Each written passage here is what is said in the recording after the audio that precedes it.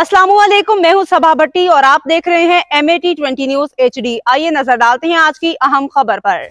मलकवाल के इलाका नसीरपुर में दो बाश नौजवानों ने 14 साल लड़की से इज्तिमाई ज्यादती कर दी। पुलिस ने मुकदमा दर्ज करके मुलजमों को गिरफ्तार कर लिया।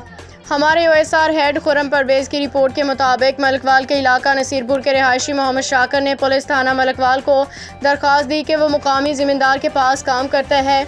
इसकी 14 साल बेटी खेतों में रफ़ा हाजत के लिए गई तो वहाँ मौजूद मुलजमों रिजवान अवान और मुजाहिद मुसल्ली ने उसकी बेटी को ज़बरदस्ती अर्गमाल बना लिया।